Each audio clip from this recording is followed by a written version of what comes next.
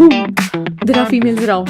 Looking at your income bracket before choosing a Oh partner. yeah, we heard about that one. Am I going to hijack the entire episode? You know, they're divorced, they've separated, and they're looking at second chance at love. The word is just banned. It's hard to make friends as an adult. Welcome everyone. This is episode 6, and today we have a special guest with us, Radhika Mohta, who's a matchmaker and a relationship coach. So I'm very excited to share some real-world insights with her today. Welcome aboard, Radhika. Yay! Thank you for having me. Before we go further in, Radhika, today I want you to be brutally honest with our audience and tell us what is the most unrealistic, perfect person request you've got from your clients.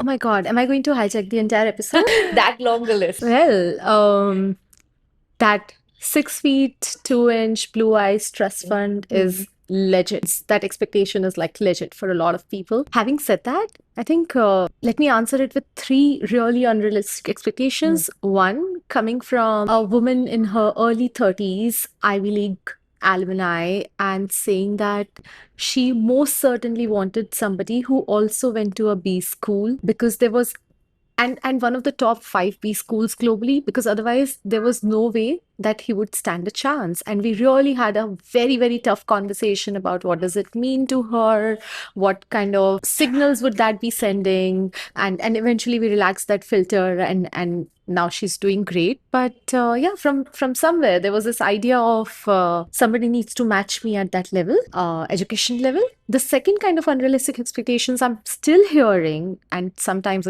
the conversation can be really hard, is about height. I want somebody, even if the person was 5'1" from India in the United States, she insisted that the guy needs to be 5'10" or above. And I asked her what it means to her. And she said, because everybody in my family is tall or has a tall partner, I want to match those standards. And it's not just her, there are more like her who are definitely looking at height, which, by the way, I genuinely feel was one of those very primitive things to look at when we wanted to Yeah. feel safe and Absolutely. were looking for a provider, somebody who would go hunting, bring food, all of that. No longer matters really. The third kind of unrealistic expectation has come in terms of salary, package, CTC, compensation, those buzzwords. So somebody who was in her late 30s when I met her and telling me she wants somebody who earns 4x or more. And when I asked her what that means to her, she said she wants to get married, immediately go on a sabbatical, maternity break, plan a family. So she wants to make sure that the guy can provide not just for her, but also for the entire family. And while I understand the provider nurturer equation that she was looking for, to expect the person to be earning 4x of you and otherwise just reject them basis Wow. that one filter just felt a lot. It really makes you think, right? Where is all this coming from? And, then I actually feel like going deeper and asking some of our members that, so when you're really looking for a person, are you really looking for someone to fall in love with? Or are you really looking for someone who's going to get that family approval? Are you actually looking for your family's person, or are you looking for your own person? Yeah, are you looking for char log kya kahenge? Or is it coming from you? Yeah. Basis, is this person right for you? Do they treat you well? What side of you they bring out? Do you feel safe with them? Do you feel seen, heard, valued, understood? If we consider our overall lives like a pizza, and a lot of us have had a pizza, so we understand that, then one slice of that pizza is your work identity. But then there are other slices to look at. So if the only identity that somebody is going to have is I make a 70 LPA and I necessarily want somebody who matches that or is above, that is going to cause trouble. That actually brings me to one of the buzzwords that is happening in social media at the point of time. Looking at your income bracket requirement before choosing a Oh yeah, partner. we heard about that Right? one. Yeah, I mean, of course, these were there, in some subcultures for a very long long time. We're in India, and of course, across the globe, we know it's been a parameter. But to bring it this, or make it so obvious, I think there are two sides of the coin. Definitely, that women are coming out and talking about how this is important for them, which is also a freedom from earlier times. They could not express how important this is. These were like secret filters on the dating app. We used to call it like, we know people are looking for this, but they're not ready to see it on a dating app. They're ready to see it on a matrimony app, and that used to be our way before. But now we're just seeing that people are openly talking about it. Where do you think this is headed? When you're looking at an income bracket, you mentioned a very important point: provider versus a partner. How do you think this colors that? Interesting. One, from a business standpoint, I think kudos to the GTM strategy. You nailed it. Just the way run clubs figured that if they get those men with six-pack abs to begin with, they will attract women, which will then attract men. Problem is solved. Yeah. And run clubs are the new dating Yeah. apps. That's my hot take. Yeah. So on the same lines, they cracked it. But having said that, again, if the only identity that somebody's leading with is the money that they're making, I mean, haven't people been laid off in the past? Aren't people experiencing medical emergencies because of which your bank balance goes up and down?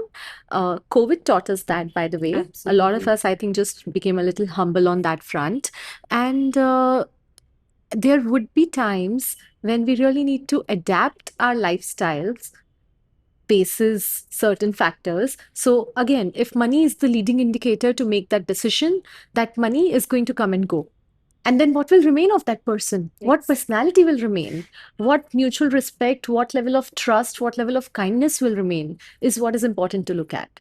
Absolutely. And how do you think the family pressure and family expectations is fueling some parts of this, Because I think individuals are also in a very difficult stage right now when they have to make that decision.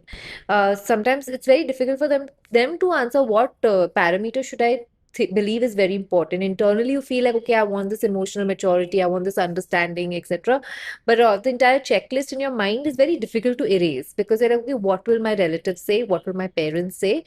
How do I get out of that trap? True. So I'll say it with a story. Hmm. I recently had a Google Meet online video call with a client who is in her late 20s, lives in a place near Whitefield in Mm-hmm. Bangalore. And interestingly, she was with her mom on the call, and outside the window, her dad was sitting right there. So, towards the end, because it was a family consultation call, towards the end, the dad started speaking up and said, अरे वो जो कल लड़का देख के आए थे उनसे पूछना उसको हाँ बोले कि क्या करें. Yeah. I said, Wow. I have zero context on this guy, Yeah. but what's truly important is for your daughter to understand that all of you are enablers in helping her achieve her life dreams and goals. But end of the day, she's the one who's going to live that life. So it's important for her to know what she truly wants and what is going to mean true happiness in the long Yeah. term for her. And that's the reason neither me nor you are in a position to say कल वाले लड़के को reject करें या select करें. So true. And Yeah. that's where we stand. I think I totally resonate, Radhika, even when we're going through this research, and in fact, even experiences around us, about our loved ones, ourselves, when we've gone through these journeys. One thing that I've observed is getting in touch with your own voice as to what you really want, what you really value, because finding out your own value systems also takes a while. So, getting that self-awareness, that self-work, understanding, also date yourself for a bit Oh, first. absolutely. I so endorse solo dates. Yeah. Just go out, experience the world, Yeah. see what side of you it brings out. Yeah. What kind of places do you feel safe in? Those cafes, bookstores, friends' houses, whatever it is. And what kind of little things you like doing on a daily basis to bring more joy? Because you may not always have the ability to be able to pull off a 3-day long weekend or a 1 week long international vacation. So, what Yeah. are we doing on a daily basis to just incorporate more joy in our lives? Absolutely. And I think the minute you know your own voice, Yeah. you also get the strength to explain to your parents what you want, to probably fight for it or convince them, either way. But if you don't have your own voice, then you're stuck with listening to other voices, which is where this entire, conundrum comes into play. Um, Income was one big thing that we saw was something on people's minds. But with this whole new dating world coming up in over the last decade, Radhika, one thing we're seeing is our members, especially in the initial times, now there's a lot more awareness. But if you're new to the dating world, you don't know when to say a no. You don't know what are the correct rules. In the first date, what is okay, what is not okay. A lot of girls come back saying, I think I let him down because I wasn't comfortable. But it looks like that's the trend. So I should have not been so uptight. So a lot of these smaller nuances that come into play, that what is your comfort level? What is okay on a first date? What is not okay on a first date? What's the timeline when is it okay to sort of get into an intimate relationship? When is it not okay to get into it? How do people come to this? How should they navigate these dating challenges to understand what the right answer for themselves is? I want to quote one of the authors here who talked about how some fundamentals always remain the same, they do Hmm. not change. So while I understand that love can now be found online, on apps, at singles events, through subreddits, and a whole lot of ways, the fundamental need of people wanting to feel seen, heard, valued, and understood does not change. Hmm. And that brings me to whatever is trending and fashionable and whatever has been normalized because of the pop culture references is cool.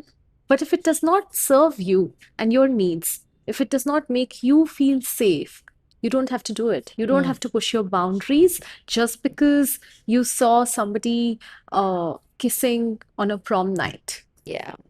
We have never had a culture of prom night in India. Yeah. So a lot of us may not have even studied in a co-ed. There are guys who literally did not have a sister growing up, did not have any female friend growing up, went to an engineering college, suddenly at age 23, entered a workplace and figured, boom, there are females around. How do I talk? Do I freeze? Do I say Hmm. hi? Is it okay to handshake? But my hands are sweaty. How am I supposed to navigate? Yeah. So, the TLDR version is you figure out your own baseline and your own normal. So true. And I think what you mentioned, right, the fundamentals about a lot of the way we function remain the same. So while we say, hey, in today's times, this is all normal or this is all okay, a lot of our comfort finally comes from our conditioning, from how we've been brought up, our roots, our cultures, our values. A lot of those things are not going anywhere anytime soon. Also, Chandni, a lot of times when women feel the pressure Hmm. to act a certain way because it's the new normal, how long will you be able to remain in a performative role? So true. If you really, truly want to spend the next 4 or 5 decades of your life with this person, then there is no rush. And if you are feeling the pressure in week one, month one, quarter one, then that is a massive red flag. Yeah. That is a sign for you to revisit why you are feeling that pressure and to have a clear communication with this person because this is not how it's going to last for the next 4 or 5 decades. So true. Actually, since we're talking about boundaries, right, it's not only relevant in our first dates. If you take it a step further, when people have also in a relationship, if they've in a marriage, how should people start understanding when to bring up sensitive topics? For example, I would like to move to a different city. I want to, what will we do after marriage? What are our future goals? I do not want to live with your parents. I want to live in a family or a joint family, or maybe I don't want kids, or I want kids. These are the questions which are, so to say, like the gray area, which people keep skipping around until you're a lot more into the relationship, and then you realize, oh my God, we don't align. When is the right time to bring this up? How do you bring it up without scaring someone off? I love your question. How do you bring it up without scaring someone Yeah. off? If the person is right for you, they will not be scared of these tough conversations. And if something is a deal breaker for you in terms of your values, your lifestyle, your goals, if it's a deal breaker for you, then please bring it up sooner in the Hmm. first 3 dates itself. Hmm. The kind of deal breakers I've seen my clients have include geography. I've seen food choices become a deal breaker because somebody is a Jain or a vegan and they want to Hmm. necessarily remain cruelty free by choice, and they want the other person to also have similar Hmm. choices.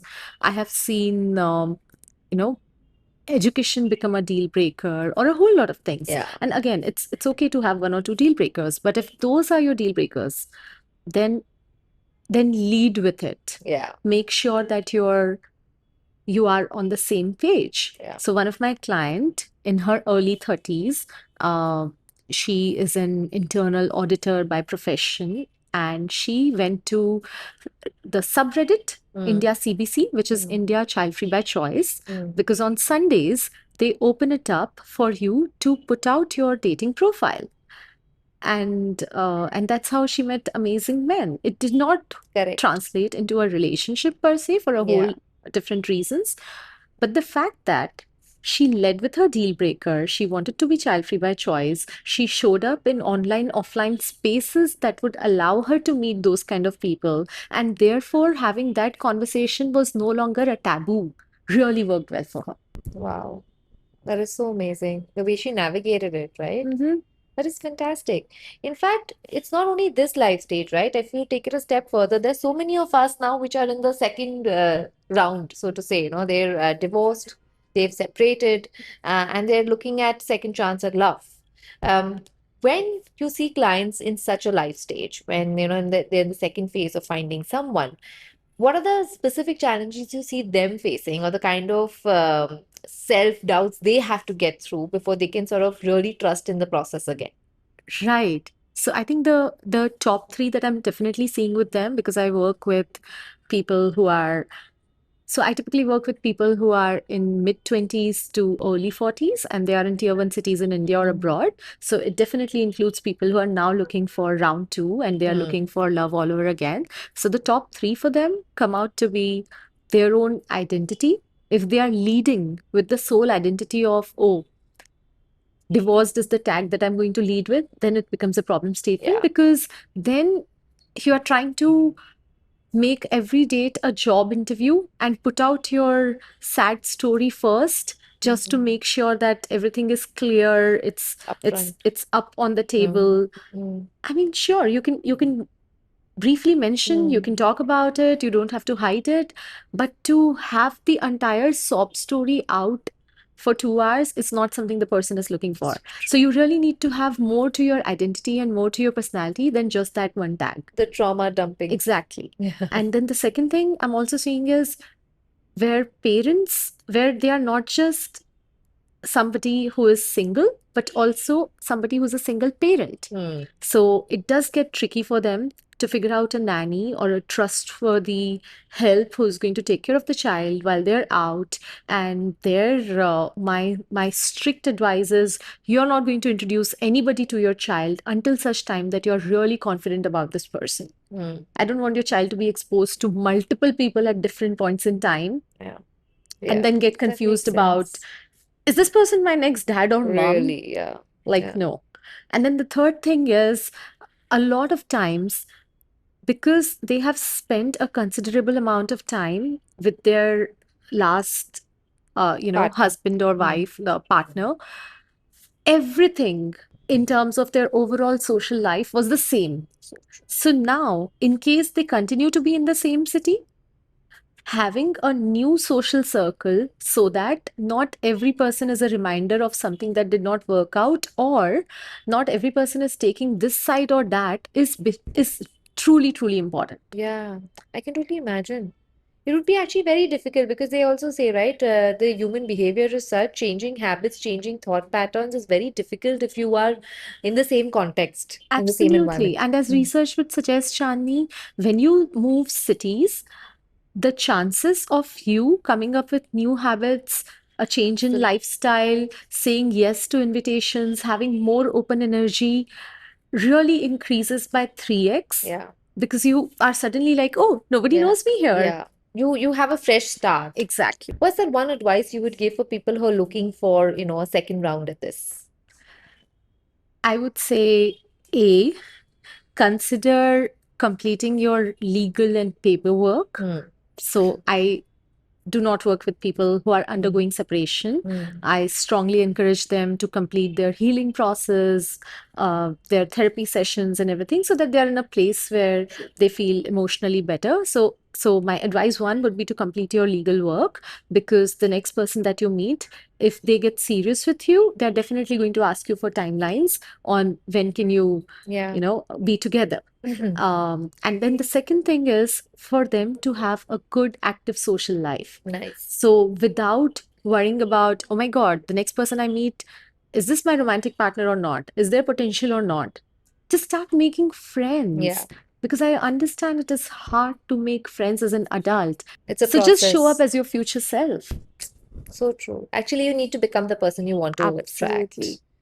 I 100% agree with that, Radhika. In fact, while this is from a person who has just separated or gotten divorced, what would you have you seen people when they are looking out and they come across divorced people, as a potential partner? Are there any observations on that front? Because we had a very heartwarming love story actually on Aisle where, these people recently got married and he said that I had to first ask her child for permission. Yeah, I asked her if it's okay to have his mom's hand, and then the child said yes, and then they got married. One of the things that happens with people who are never married and then engaging with somebody who's divorced. Exactly. I remember talking to somebody who's in her early 30s. She works in the sales team at an MNC in Bangalore, and she said the guy was really nice, but it was only by date 3 that he disclosed that he was divorced. Yeah. And that became a red flag. Okay. Because he was managing her pickup and drops for the dates. He was very chivalrous, very soft spoken, personality vibes, all check. Yeah. But the fact that he was hiding this fact until date 3 Yeah. became a red flag. So I think it's really important to, I'm not saying lead with that identity, I agree. but disclose it. Yeah. Yeah. Because anybody telling me, hey, but how does it matter?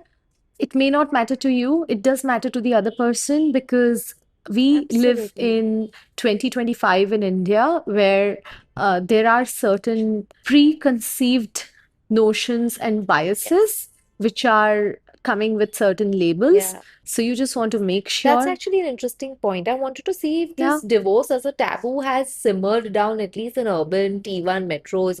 How are you seeing it in your space? Is it still that strong, or do you see it mostly sort of going away from the urban areas? Oh, yeah, so just last week I had a couple visiting us home, and the gentleman is an alumni of Stanford Graduate School of Business, and he was telling me, Radhika, 60% of my batch from Stanford GSB is currently single, either because they are never married or because they're divorced. Correct. And that's reality Yeah. for metro cities, the kind of segments that the kind of socioeconomic circles that you and I are moving around in. And also, a lot of people are open-minded and liberal when it comes to talking about that as a concept versus when it becomes their own life decision. They start Absolutely. thinking about it very differently. It's very different when you have to go through a textbookish Yeah. approach of, I saw it in the films, I appreciate the director, I like this script, voila, I will Yeah. tweet about it. Yeah. But when it happens to somebody in your own family, I know people who haven't been able to file for a divorce in the last decade because that D word Yeah. is just banned. This is not what you do to your family reputation. This is not how a sanskari bacha can operate, and a whole It's lot a of stamp things. of failure. A lot of Yeah, that. I mean, and I think my TLDR version to that is nobody at this point in time, Chandni, would think about getting married with the intent of getting divorced. Of course. I think if somebody's in their sane mind, they would not, Yeah, unless yeah, they yeah. really are out there to scam you. Yeah. So to begin with, they were looking at happily ever after. Correct. There were things that came up. There was incompatibility that came up. There were conflicts that could not be resolved anymore. There were, life took very different directions, very divergent roads. And because of that, they arrived at a position where they said, hey, it can no longer work. And whatever that separation is has happened. Correct. And now to constantly tell them that, just because you committed once, why don't you put up with it for the rest of your Yeah. life? Yeah.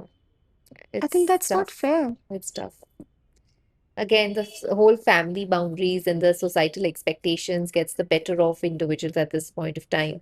But I think one good point that you mentioned, right? Like in a conversation, it can be quite awkward that you start off with, "Hey, I'm divorced," but then it looks like I'm trying to over highlight that, which is not the case. I think in the context, like, especially IEL, for example, you do have a filter that you can put up front. It's on your profile that, you're either separated, you're divorced, you're open to all, or Mhm. you're looking for someone in the similar life stage. So, in a way, then when people meet, this is already sort of understood or informed without having that conversation. The conversation, of course, when you want to go deeper, they will go deeper into that issue, but it doesn't have to lead with that. And I Right. think that makes them comfortable. I can be who I am on my profile. If you want to still further take it ahead, let's take it from there on. Absolutely. So that ways, the rejection doesn't come to my face. You Yes, may have swiped left on me, and correct. that's okay. That was fantastic. We spoke about a lot of points today, be it, family pressure, be it having the difficult conversation, be it a divorce or a separation issue. We have a lot more to discuss, but that's for the next episodes. Thank you so much for joining us today.